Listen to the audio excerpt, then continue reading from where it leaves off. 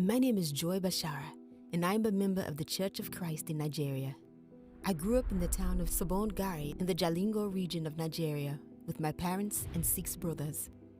My father works as a policeman, and my mother takes care of us. It is a custom in Nigeria that women take care of the business of the house, raising the kids, cooking and cleaning. One of my favorite traditions is praying as a family every morning before we start the day and at night before we go to bed. But in Nigeria, we Christians face the danger of being killed just for being Christians by the terrorist group called Boko Haram. They have burned down churches, killed many pastors, kidnapped thousands of Christians and students in schools. I was one of those students. This is my story.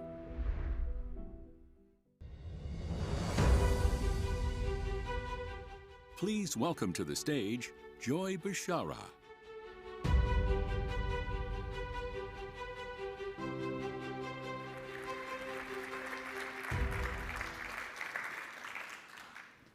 Good morning, everyone. My name is Joy Bishara, and I am from Nigeria. I do not have time to tell you every detail of what happened that night on April 14, 2014, but you're welcome to look me up. And what I'm going to tell you is that on that night, I was really scared, and I have heard stories about the Boko Haram, but I've never faced them or seen them face to face. And it was scary. They were shooting guns on top of us and asking questions we don't have answer to. And that angered them because we were not giving them answers they wanted to hear. They ended up burning the whole school to the ground and led us away from Chibok, our town, and out of the school. And they loaded us into 3 different trucks. And we were all sitting on each other because of how tight the truck was, and they drove very far away, and somehow one of their cars was not moving. That was when I had the chance to jump out. I just heard a voice say, "Jump out." I thought that voice was crazy because the trucks were very tall, and it was scary, but I ended up having to come to the conclusion that if I don't jump out, I don't know what these people are going to go do with me, and I do not want to find out, so I would rather jump out. And even if I die, my family will find my corpse then to go with them. So I made the decision, jump out, and I fell with my stomach, and I realized I was still alive. So I stood up and started running into the thorny bushes for the rest of the night. In the morning, we found help. I ran into 2 other Chibok girls who jumped out, and a farmer was going to the farm, and we asked for help, so he took us on the back of his motorcycle and drove us back home. Sadly, that whatever happened to the Chibok girls that in 2014 was not just the beginning. It was just the beginning for other kidnapping and school burnings and all of that. We have committed no crime. Our crime was to just go to school and get an education. And Boko Haram stands for Western education is a taboo. So school is a taboo, and they don't want us going to school, especially females. When they came to the school, though, I was very grateful that the male students were not at school, because the stories is that they kill the male students and then take the women away.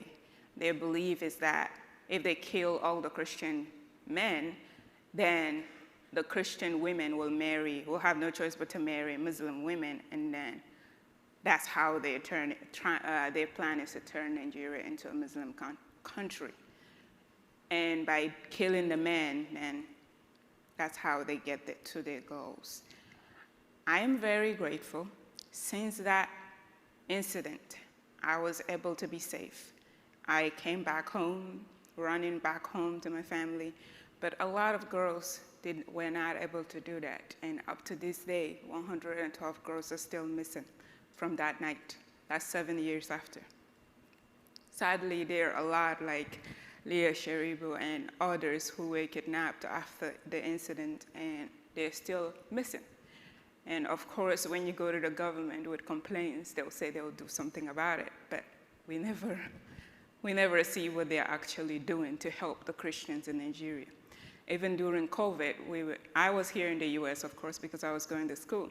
And our number one worries was to stay at home and not spread COVID. Well, for people in Chibok, that's not the only worry.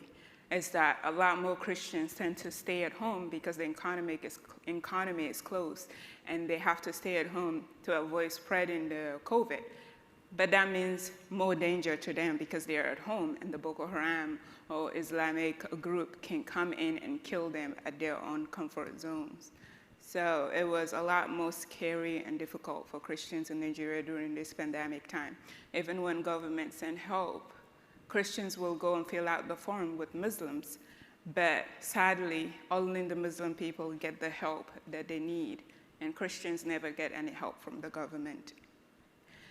It's sad, but this is our life in Nigeria, and if you have the power, I wish I had the power to bring back the 112 girls and a lot more people who are still missing, but I do not have the power.